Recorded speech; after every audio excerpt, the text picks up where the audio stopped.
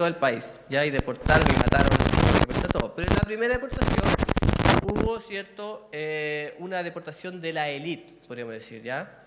Y en esa deportación estaban 4 personajes bíblicos que habla el libro de Daniel, que era Daniel, ¿cuál era el orden? Ananías, ¿cierto?, Azarías y Misael. Bueno, no era decir el orden, pero estaban ellos dentro de esta, eran jóvenes, estamos hablando de muy jóvenes, calculan menos de 18 años, 16 años, ¿ya?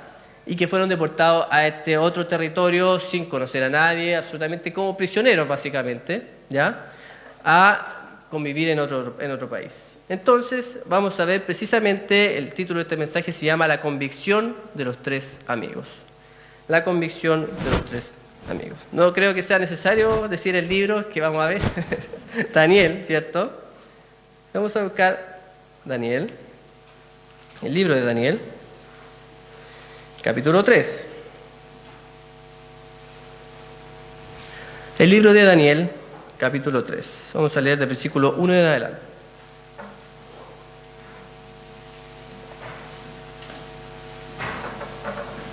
Daniel, capítulo 3, versículo 1 en adelante, dice así. El rey Nabucodonosor hizo una estatua de oro cuya altura era 60 codos y su anchura de 6 codos. La levantó en el campo de Dura, en la provincia de Babilonia. Y envió el rey Nabucodonosor a que se reuniesen los sátrapas, los magistrados y capitanes, oidores, tesoreros, consejeros, jueces y todos los gobernadores de las provincias para que viniesen a la dedicación de la estatua que el rey Nabucodonosor había levantado. Fueron pues reunidos los sátrapas, magistrados, capitanes, oidores, tesoreros, consejeros, jueces y todos los gobernantes de las provincias a la dedicación de la estatua que el rey Nabucodonosor había levantado. Y estaban en pie delante de la estatua que había levantado el rey Nabucodonosor. Y el pregonero anunciaba en alta voz: Mándese vosotros, oh pueblo, naciones y lenguas, que al oír el son de la bocina, de la flauta, del tamboril, del arpa, del salterio, de la zampoña y de todo instrumento de música, os postréis y adoréis a la estatua de oro que el rey Nabucodonosor ha levantado. Y cualquiera que no se postre y adore inmediatamente será echado dentro de un horno de fuego ardiendo.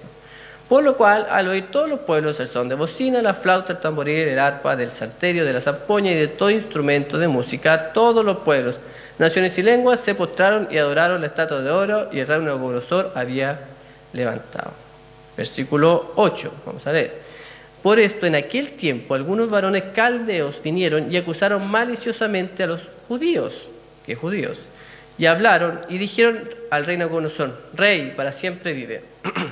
Tú, oh rey, has dado una ley a todo hombre al oír el son de bocina, de la flauta, del tamboril, del arpa, del salterio, de la zampoña y de todo instrumento de música, se postre y adore la estatua de oro. Y el que no se postre y adore sea echado dentro de un horno de fuego ardiendo. Y el versículo 12 es importante. Hay unos varones judíos los cuales pusiste sobre los negocios de la provincia de Babilonia, Sadrach, Mesach y Abednego. Estos varones, oh rey, no te han respetado, ni adoran tus dioses, ni adoran la estatua de oro que has levantado. Vamos a orar para continuar con este mensaje. Padre Celestial, gracias te damos por esta bendición de tener un lugar, de poder predicar de tu palabra, aun cuando en otros tiempos, Señor, como ahora estamos viendo esta misma historia, el paganismo, Señor, o otras religiones imperaban y era muy difícil, sino casi imposible adorarte. Señor, aún nosotros tenemos la oportunidad de hacerlo aún. Te damos gracias por eso, te damos gracias por la oportunidad, por supuesto, de conocer tu palabra en nuestro idioma. Y Padre, te ruego para que bendigas y que la convicción que tuvieron estos chicos, estos varones, sea algo que se desarrolle también en nuestras vidas, Padre. Te lo pido en el nombre de Jesús. Amén. Bien, entonces el primer punto vimos la historia. Este capítulo particularmente yo podría resumirlo bastante más, ¿cierto? Como todas las veces que dice, cuando escuchen el salterio, yo pondría la música, ¿cierto? Y cuando ponen los sátrapas, bueno, los oficiales. Pero bueno, en aquel tiempo se mencionaba absolutamente todo lo que pasaba, ¿cierto? El primer punto es convicciones claras. Estos 3 chicos tenían convicciones claras. Ya como veíamos, es sin duda uno de las historias más conocidas, ¿cierto? Y preferidas de los niños, más fáciles de representar. Pero aún así, esta historia en realidad encierra un mensaje lleno de convicción, de integridad y valentía que ha perdurado a través de los siglos. Ya ha pasado siglos, en realidad ha pasado milenios, ¿cierto? Desde esta historia, y sigue siendo un ejemplo útil y práctico a nuestros días, hermanos. En realidad, aquí se habla de 3, ¿cierto? que más conocido como Sadrach, Mesach y Abednego, que eran nombres que hacían referencia a los dioses de los caldeos o de los babilonios. Habían en realidad 4 amigos que eran muy importantes en este libro, que eran Daniel, ¿cierto? En este caso Ananías, Misael y Azarías, lo que estamos hablando, que de su juventud y al comienzo de su deportación eran muy jóvenes, pero ya tenían una convicción y un propósito muy claro. Vamos a ir al comienzo del libro de Daniel, solamente un par de capítulos adelante, Daniel 1, 5 al 13. Ya el libro de Daniel parte hablando de estas personas, de estos varones, estos chicos. En este caso, en el capítulo 1 ya eran jóvenes, muy jóvenes, ¿cierto? Parte hablando y describiendo cómo eran ellos y cómo pensaban. Vamos a leer el versículo 5 al 13. Y le voy a pedir si Usim me puede ayudar, por favor, que pueda leer de versículo 5 al 13. Y le señaló el rey ración para cada día de la provisión de la comida del rey y del vino que él bebía, y que los criase 3 años, para que al fin de ellos se presentasen delante del rey. Entre estos estaban Daniel, Ananías, Misael y Azarías, de los hijos de Judá. A estos el jefe de los eunucos puso los nombres. Puso a Daniel Belsasar, a Ananías Sadrach, a Misael Mesach y a Azarías Abednego. Y Daniel propuso en su corazón no contaminarse con la porción de la comida del rey, ni con el vino que él bebía. Pidió, por tanto, al jefe de los eunucos que no se les obligase a contaminarse. Y puso Dios a Daniel en gracia y en buena voluntad con el jefe de los eunucos. Y dijo el jefe de los eunucos a Daniel: temo a mi señor el rey, que señaló vuestra comida y vuestra bebida, pues luego que él vea vuestros rostros más pálidos que los de los muchachos que son semejantes a vosotros, condenaréis para con el rey mi cabeza. Entonces dijo Daniel a Mesach, que estaba puesto por el jefe de los eunucos sobre Daniel, Ananías, Misael y Azarías: te ruego que hagas la prueba con tus siervos por 10 días, y nos den legumbres a comer y agua a beber. Compara luego nuestros rostros con los rostros de los muchachos que comen de la ración de la comida del rey, y haz después con tus siervos según veas. Gracias, Usim.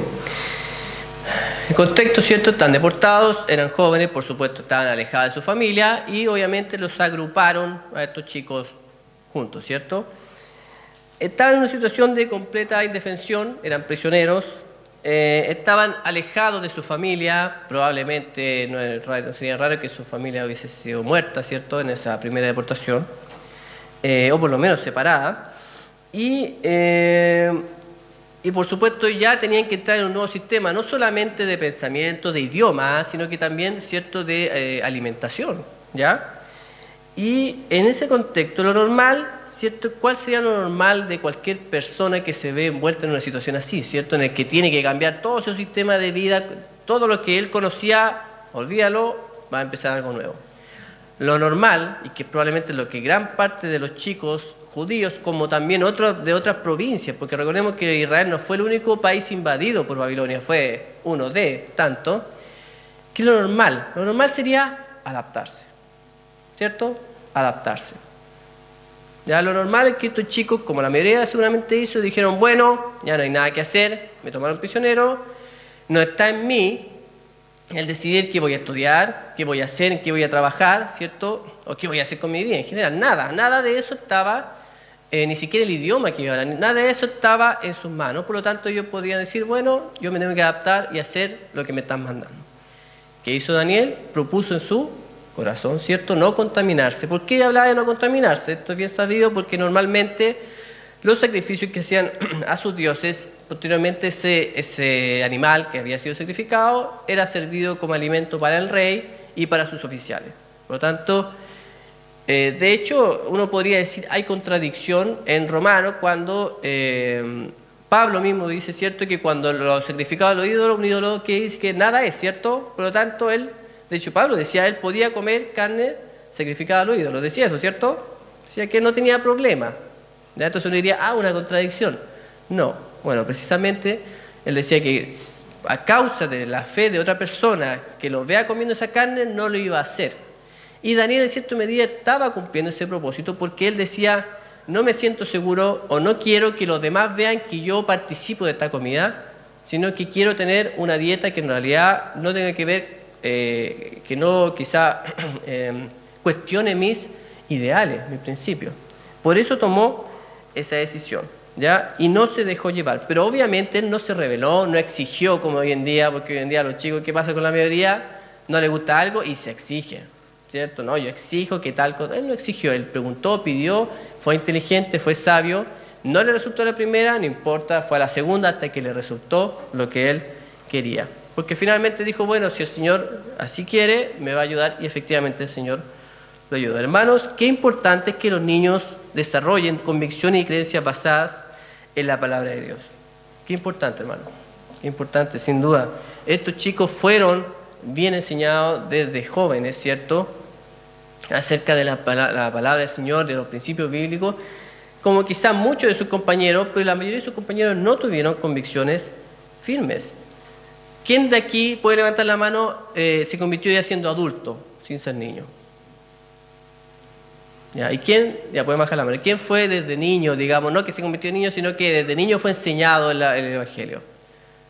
Ya, igual una importante cantidad. La verdad es que en ese sentido es una ventaja para todos aquellos que nosotros fuimos, ¿cierto? Que fuimos enseñados desde pequeños, es una ventaja al haber sido enseñados desde, ¿cierto? Desde temprana edad, ¿ya? Obviamente sabemos que el Señor nos acepta a cualquier edad, nos capacita, ¿cierto? Y finalmente no hay una distinción mayor entre aquellos que se convirtieron de niños o que fueron enseñados de niños y que se convirtieron de adultos.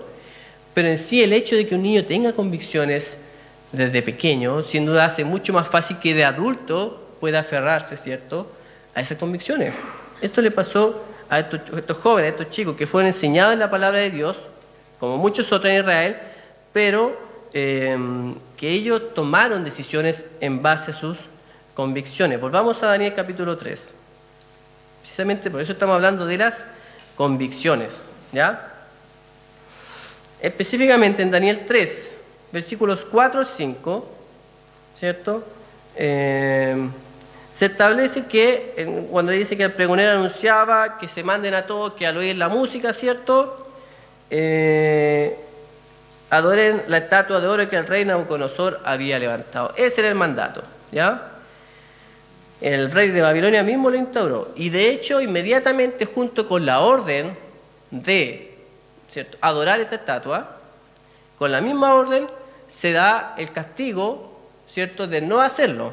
¿Cuál era? Cualquiera que no se postre y adore inmediatamente será echado dentro de un horno de fuego ardiendo, ¿ya?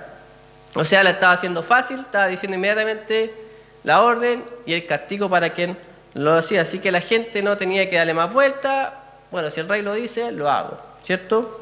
Y toda la gente que era muy cosmopolita, en el sentido del imperio, era muy cosmopolita porque había hecho lo mismo que hicieron en Israel con muchas naciones, por lo tanto había muchas naciones y muchos dioses que estaban ahí, digamos, mezclados, pero todos no tuvieron problema en llegar y adorar esa estatua. Ahora, ¿qué hicieron los amigos judíos?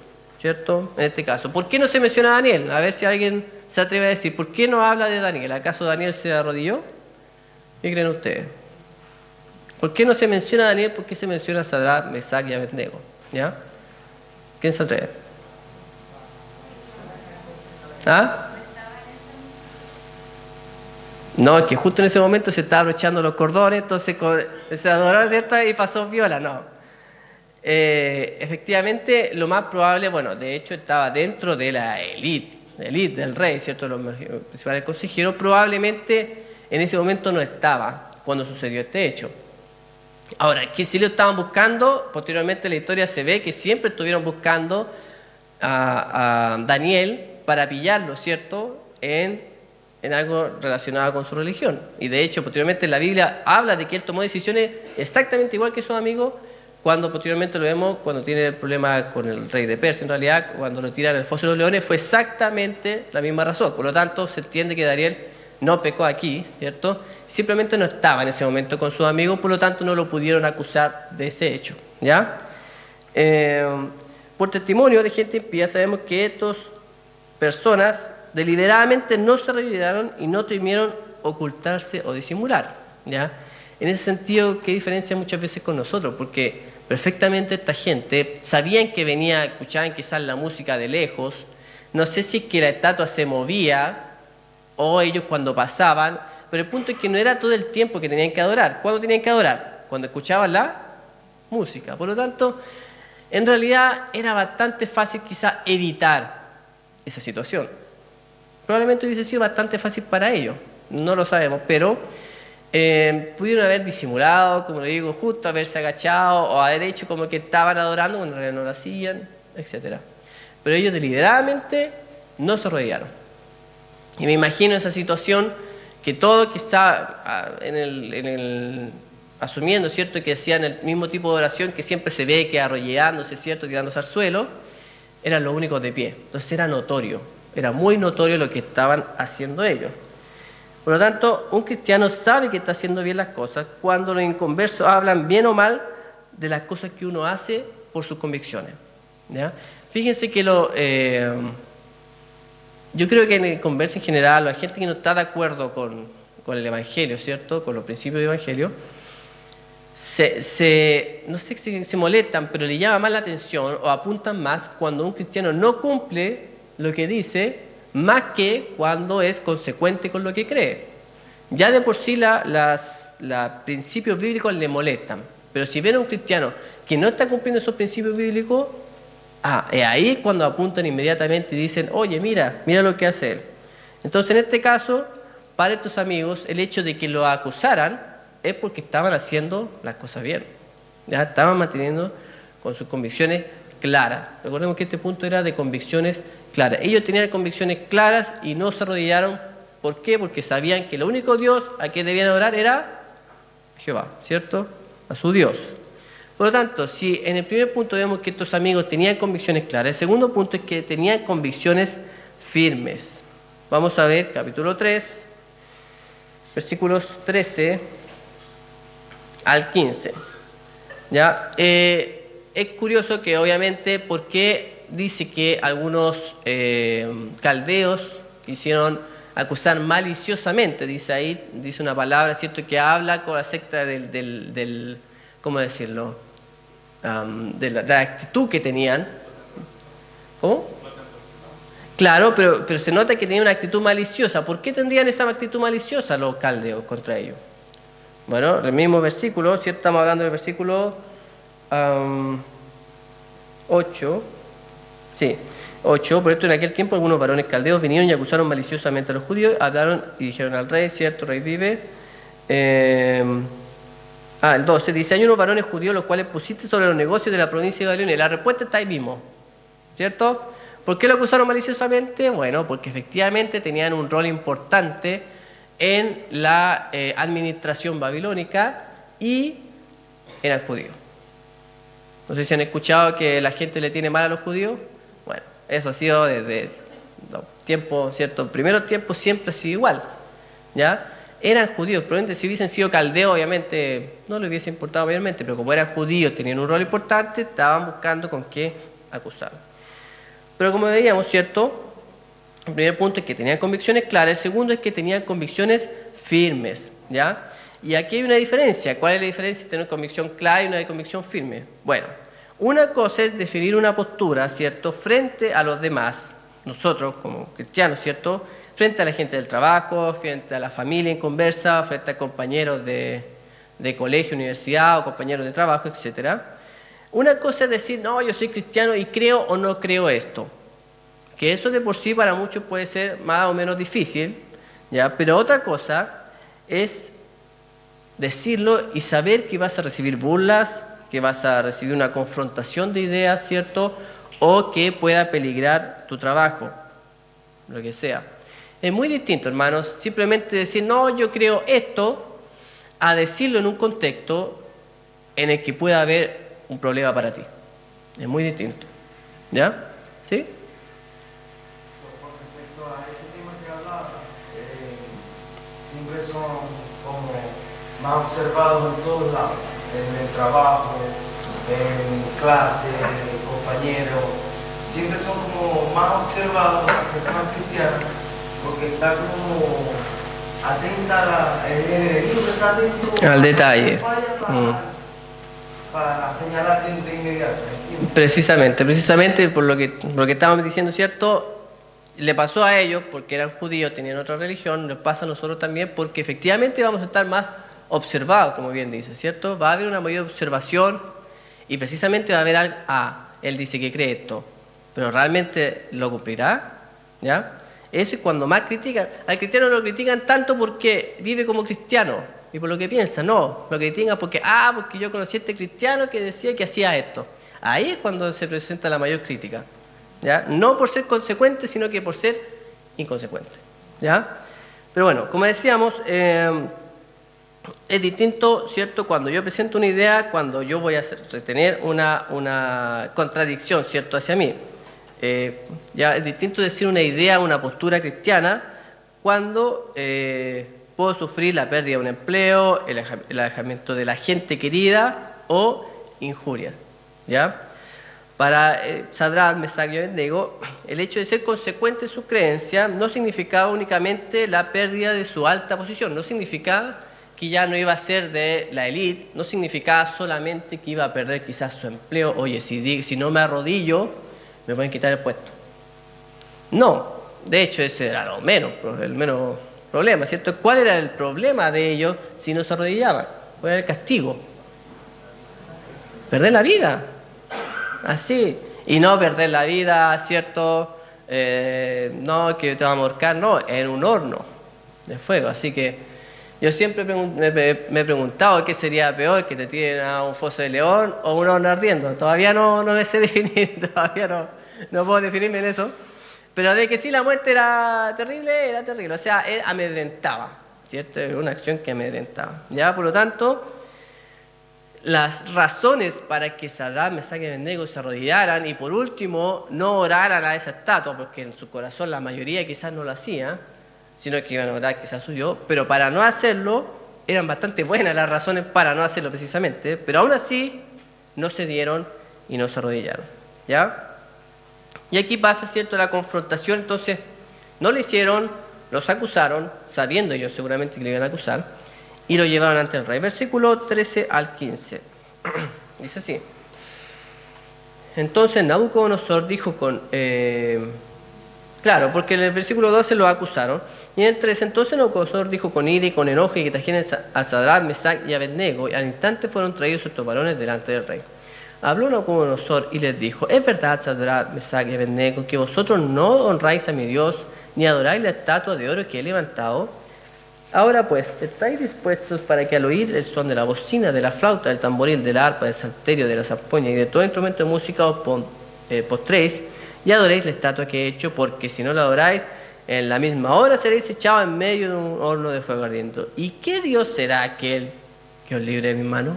¿Ya? Como siempre era muy común en Nabucodonosor tener frases bien grandilocuentes, ¿cierto?, bien soberbias.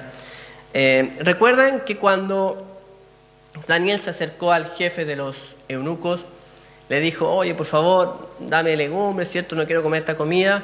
Y el que le dijo, ¿cierto?, mira, ¿sabes qué? Me caes bien, ¿ya? Pero lo más probable es que si pasa esto, ¿cierto?, y los ven a ustedes más flacos, van a condenar, ¿cierto?, mi cabeza con el rey. ¿Tenía razón? Si uno ve en el libro de Daniel cómo actuaba este rey Nabucodonosor, era tremendo, ¿ya? No solamente aquí, también el libro como de Jeremías, ¿cierto?, o en general los libros de los reyes, cuando sitiaba la ciudad y cuando apresaba a los reyes, al ejército, lo que hacía era terrible, ¿ya?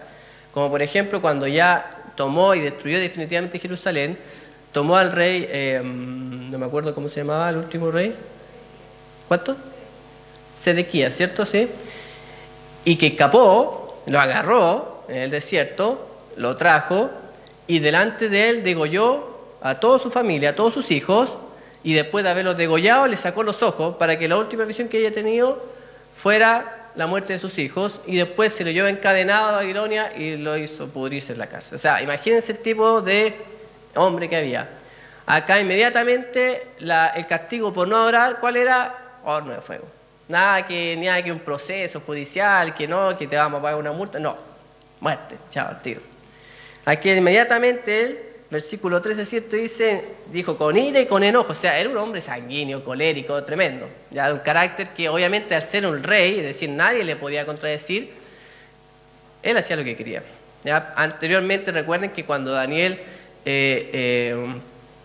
interpretó el sueño de Nabucodonosor, también era porque le había mandado a matar a todos los adivinos, ¿cierto? Que no supieron interpretar su sueño, que no le dijeron el sueño y no lo supieron interpretar. O sea, era un hombre que ya sabían a lo que iban, ¿ya? Estos chicos. Y le habló y más encima les dijo, fíjense algo, quizás no se dan cuenta, ¿cuál era el castigo entonces por no adorar la estatua? Era la muerte. Pero Nabucodonosor no los mató, los llamó y les dijo, o sea, en otras palabras, le está dando otra oportunidad. ¿Por qué creen ustedes que le dio la oportunidad? Probablemente porque eran alguien cercano a ellos, que les servía, que le era muy útil, ¿cierto? Y de alto rango. Entonces, si hubiese sido un, como se diría en ese entonces, un plebeyo de la casta más baja, ¿cierto? Lo hubiese mandado a matar al tiro. A estos chicos les dio la oportunidad. Imagínense, ya el hecho de haberlo hecho la primera vez era tremendo, porque sabían que significaba la muerte. Se lo presentaron al rey y segunda vez le dijo, ya, no le hicieron la primera, pero ahora están dispuestos a leer la música, ¿cierto? ¿Se van a poner a orar? ¿Qué dijeron ellos? Versículo 16, ¿cierto? Sadrac, Mesach y Abednego respondieron al rey Nabucodonosor diciendo, no es necesario que te respondamos sobre este asunto. He aquí nuestro Dios a quien servimos puede librarnos del horno de fuego ardiendo y de tu mano, oh rey, nos librará. Y si no, sepas, oh rey, que no serviremos a tus dioses ni tampoco adoraremos la estatua que has levantado. ¡Wow!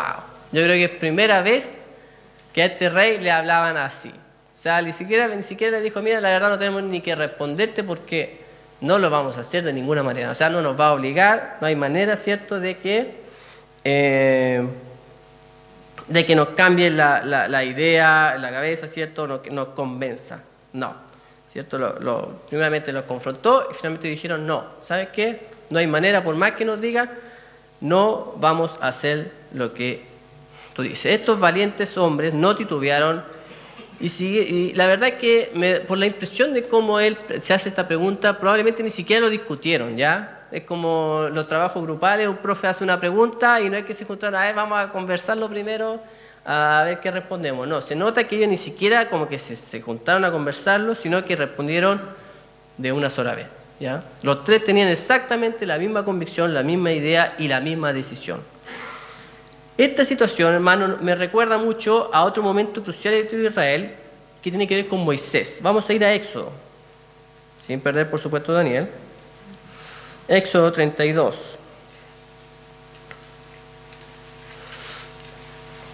En el contexto, el pueblo de Israel se había hecho un becerro de oro, estaba adorando, y Moisés había bajado del monte de Dios, ¿cierto?, de recibir los mandatos. En Éxodo 32, versículos 26 a 28, dice así. Se puso Moisés a la puerta del campamento y dijo, ¿quién está por Jehová? Júntese conmigo. Y se juntaron con él todos los hijos de Leví.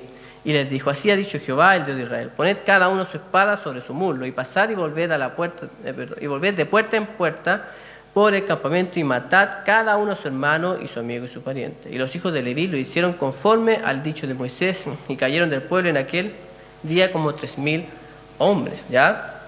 ¿Por qué me recuerda? Porque precisamente David se puso, ya estaba el pueblo desenfrenado, adorando a otros dioses, se puso a la entrada, si mal no recuerdo, a la entrada, ¿cierto?, del campamento, sí, a la puerta, o sea, a la entrada, y dijo, vengan aquí, típico como con una cruz, una línea, hizo una línea y dijo, ya, a mi lado todos los que están por Jehová, están por adorarlo y no están de acuerdo con este becerro. Y se pusieron los hijos de Leví, solamente esa tribu. Entonces, en ese momento los levitas dijeron, ¿cierto? Sí, yo tengo convicciones claras, me voy a pasar, ¿cierto?, a la línea con Moisés. Ya, yo estoy con él, súper bien. Ya, algo que está claro, mostraron su ideal, su convicción excelente. El problema viene después. Es que no es solamente pasar la línea, ¿cierto?, y estar con Moisés, que Moisés después le dice, y ahora tomen una espada, ¿cierto?, desenvaínenla, y tienen que ir por el campamento puerta a puerta matando a todo aquel que esté desenfrenado, ¿cierto?, adorando a este falso Dios, ¿ya? tienen que matarlo. Y si es su pariente, si es su madre, si es su hermano, si es quien sea, mátelo. Ahí la cosa está distinta. Nuevamente, es más fácil pasar la línea y decir, sí, yo soy cristiano, pero otra cosa es tener que actuar y recibir las consecuencias de decir eso, que es lo que estamos viendo con estos jóvenes. Aquí los hijos de Leví tuvieron que hacer algo tremendo, ¿cierto? Y de hecho, gracias a esa acción fueron ya definitivamente consagrados para el Señor. Tuvieron también su bendición. Pero el mandato del Señor era tremendo, ¿cierto? Matar básicamente a familiares, a todo aquel compatriotas, por lo menos, ¿cierto?, que estaba haciendo las cosas mal. Y ellos tuvieron las convicciones no solamente claras, sino también firmes para cumplirlas. Volvamos a Daniel, capítulo 3. ¿Cierto? Entonces, hermanos, no basta simplemente con tener claro las cosas y decir que en base a la palabra, sí, yo creo esto, sino que también hay que actuar en base a lo que uno dice que cree.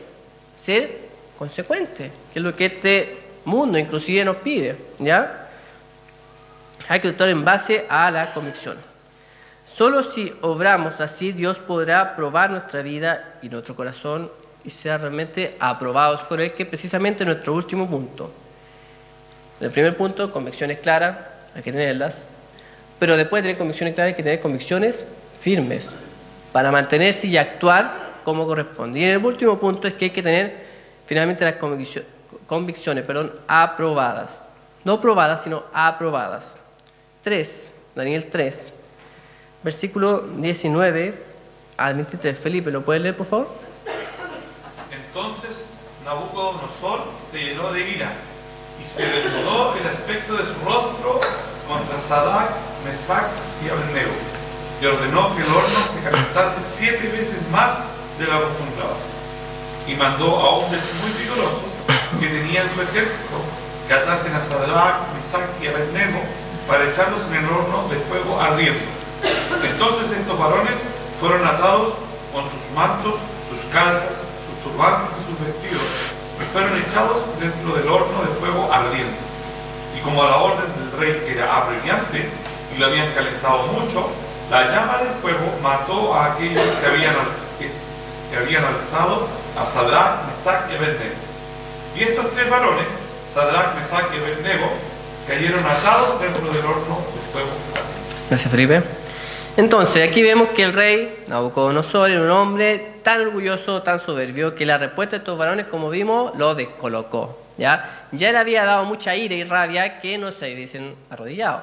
Pero después esta respuesta lo dejó, pero yo creo que inclusive la corte, porque obviamente tenía una corte, un montón de gente que estaba ahí presente, debe haber quedado todo así impactado, ¿cierto?, por la respuesta de estos hombres. Se enojó tanto, ¿cierto?, que calentó, dice que ya un horno, para que sepan, ya no era un horno de barro, ¿cierto?, que uno hace empanadas, pizza, eran hornos, ¿sí?, porque era bastante difícil meter una persona por ahí, eran grandes hornos que eran para fundición de metales. En ese entonces ya había fundición de metales, oro, plata, cobre, ¿cierto? Por lo tanto, habían 2 formas, por lo menos 3. Había uno que era una forma de chimenea, que generalmente es la que se representa con los niños, ¿cierto? Que era un tipo de chimenea así grande, como un volcán, por decirlo, donde había una puerta y ahí se metía, digamos, el carbón, la leña con lo que calentaban y después se fundían los metales. Habían otros que eran una cúpula, que era más redondito, con una salida, ¿cierto?, al medio. Y había un tercero que era uno largo, que era como un túnel. Se habla que era como un túnel de tren, ¿cierto?, que era bien largo porque tenía mayor capacidad de fundir metales. Entonces se tiene muy claro, generalmente se establece que es el que de forma de volcán o chimenea, pero probablemente también pudo haber sido este que era bien largo, ¿ya? Y se calentó 7 veces más, o sea que se le echaba carbón, se le echaba madera, se le echaba lo que sea de combustible, se le echaba, una cosa ya loca que probablemente, de hecho, estaba dañando probablemente el horno. ¿Por qué lo hizo? ¿Acaso con 500 grados no se quema? Sí, se quema igual. Pero le puso 2000 grados, ¿ya? Una cosa pero loca. ¿Por qué? Porque él era así, él era colérico, o sea, una cosa que quería venganza por todos lados, ¿ya? Él no solo, el hecho de que le contradijesen, no era tanto el problema, sino porque no mostraba ningún temor a él, Ese era el hecho de que a él le descolocó tanto, ¿cierto? No tener temor a él ni a sus dioses. De ahí que la respuesta fuera tan desproporcionada, porque fue desproporcionada, ordenar que se calentara 7 veces más, que hombre los más fuertes, como que para todo era lo más, ya, el horno más caliente del mundo. Dijo, ya, los hombres más fuertes del ejército le iban y más encima lo iban a amarrar como si sirviera de algo estando en un horno, ¿cierto? Lo amarraron más encima, como estaban con la ropa que tenían, ¿cierto? Y lo lanzó al horno sin mayor ceremonia. O sea, ¿saben qué? Amárrenlo, listo, y tírenlo para adentro. Bien sabemos la historia, estaba tan caliente el horno que llegó, que seguramente abrieron unas compuertas o algo, y se quemaron, murieron los pobres soldados que lo habían amarrado, murieron y los tiraron adentro nomás, ¿ya? Hermano, realmente la sociedad hoy por hoy también cancela, critica, han escuchado las funas, ¿cierto? También funa, o menosprecia a cada persona que abiertamente defienda principios bíblicos que contradigan principios humanos o ideológicos. Los cancelan inmediatamente. Y muchas veces esa cancelación, esa crítica es desproporcionada realmente a lo que uno está diciendo. ¿Por qué lo hace? ¿Por qué la sociedad hoy en día critica tan fuerte cuando alguien dice, porque es más, de hecho, por ejemplo, con el tema de, dicen, comentario homofóbico, ¿ya? Homofóbico, ya como que tiene fobia a homosexuales, cuando a veces simplemente dicen, no, el Señor dice, ¿cierto? Yo creo que lo que dice el Señor, que la homosexualidad es un pecado. Comentario homofóbico. No es un comentario homofóbico, es un principio bíblico, ¿ya? Pero ¿qué pasa? Ellos lo toman todo, tergiversan todo a su comodidad y generan un castigo de acuerdo a lo que ellos quieren. Y hoy en día hay gente que ha perdido trabajo, ¿cierto? Particularmente gente que quizás está más en la tele, ¿cierto? Que tiene una mayor notoriedad, ¿cierto? Ellos son los que más en ese sentido sufren, y por eso también es que todos, si se dan cuenta, actores, directores, todos están todos siempre de acuerdo en los mismos temas. ¿Por qué? Por el amedrentamiento. Lo mismo que estaba haciendo Nabucodonosor, que hizo hace miles de años atrás, se hace hoy en día. Se da un castigo tan desproporcionado, tan fuerte, ¿ya? Para alguien que tiene su propio principio, que lo que quieren es que precisamente no los tenga. Eso es lo que se busca. Eso es lo que se hace aún hoy en día. Y por supuesto, esto es sin duda la mayor contradicción que tiene nuestra sociedad hoy en día. Se habla de que somos una sociedad tolerante, ¿cierto? Tolerante, abierta, que no discrimina. Pero no discrimina a lo que ellos opinan que no hay que discriminar. Tolera a aquello que ellos creen o ellos definen que hay que tolerar. No toleran todo. ¿Ya? Una vez me acuerdo en una universidad, yo cuestionaba un poco eso, y ¿por qué esta gran tolerancia? Pues no, era otro tema, un tema de la universidad. Y ellos decían, no, es que hay que ser intolerante con la intolerancia. Y yo como que empecé a hacer, no sé si tiene tanta lógica eso, porque somos tolerantes, pero intolerantes con la intolerancia. Como que era como una frase que en realidad no tenía mucho sentido, ¿me entienden? Entonces, ¿y qué es la intolerancia? Ellos definen que es intolerante con la intolerancia. Bueno, ¿y cuál es esa intolerancia? Ah, es que nosotros creemos que... entonces algo subjetivo. ¿Se dan cuenta? El rey también era subjetivo. Él creía lo que creía, ¿cierto? Y en base a eso juzgaba. Bueno, de cualquier manera estos varones, estos hombres valientes, ¿cierto? ¿Cierto? No dudaron en mantenerse firmes a su convicción y creencia, reconociendo que aún el hecho de ser prisioneros en otra tierra, de ser adoctrinados, fíjense eso, recuerden que eran prisioneros, habían sido adoctrinados, le habían cambiado el nombre, ¿cierto? Entre comillas, le habían cambiado la religión, y habían sido obligados a adorar a otros dioses. Todas esas cosas no hicieron que ellos cambiaran sus convicciones. Y ese es un tema que de hecho conversaba mucho con mi esposa, he conversado mucho con otros padres, ¿cierto? Creyentes, con el tema de hoy en día, que tiene que ver con la enseñanza que se le da a los niños, ¿ya? Que efectivamente cada vez se está tergiversando más la enseñanza, la ideología de género, un montón de cosas, ¿cierto? El pensamiento científico, etcétera, y se le está enseñando a los niños desde muy, muy temprana edad.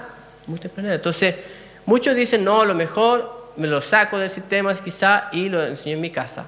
Sí, es algo válido, perfectamente válido, y en cierta medida es bueno, pero yo siempre lo he conversado también, y es que las convicciones se hacen en casa.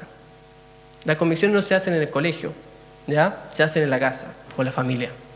¿Qué pasa? ¿Por qué los niños muchas veces creen lo que el colegio les dice? Porque no tienen convicciones en la casa, o no tienen convicciones firmes, o ven que sus padres, ¿cierto?, son dicen una cosa y hacen otra.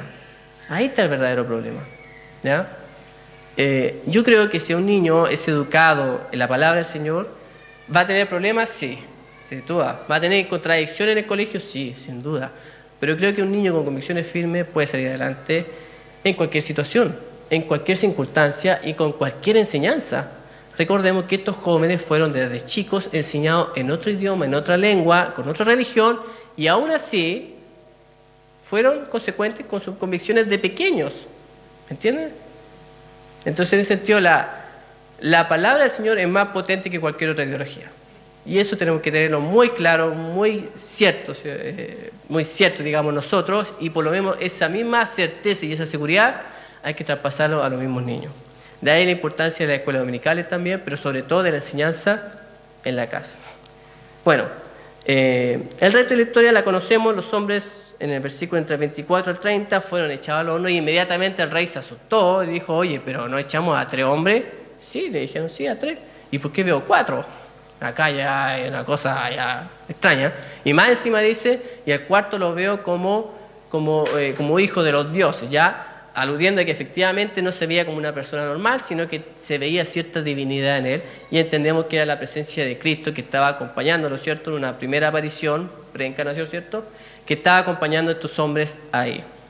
Ahora, estos jóvenes, estos hombres en realidad, ¿sabían que se iban a salvar del horno? ¿Qué sabían ellos? ¿Qué es la respuesta? ¿Cómo? Que podían ser salvados. Pero ellos no sabían. Y les aseguro que cuando abrió las compuertas y los hombres murieron quemados, ¿cierto? Los soldados murieron quemados, yo creo que no pensaron al tiro, me voy a salvar. No, ya, aquí llegué, hasta aquí llegué nomás. Y los tiraron, ¿cierto? Los tiraron. Entonces, ellos actuaron no en base, ¿cierto?, a una certeza de que el Señor me va a cuidar y me va a salvar. No, ellos tenían la certeza de que el Señor los podía salvar, pero si no lo hacía, igual iban a ser consecuentes, ¿ya? Por lo tanto, obviamente, en este caso la historia termina con un milagro notorio, cosa que no suele pasar, ya que normalmente los mártires mueren, ¿cierto? Los cristianos que se ven enfocados en esto mueren. El Señor solamente lo hizo ahí como una excepción, porque quería mostrar algo, quería demostrar ante el mismo rey, ante el mismo imperio, ¿cierto?, el poder que él tenía. Pero normalmente eso no pasa, ¿ya? Y los cristianos mueren. Y si los ahorcan, se mueren. Y si los quemaban, se morían. Y si les tiraban los leones, se morían, ¿ya? Si el Señor podía salvarlos, sí.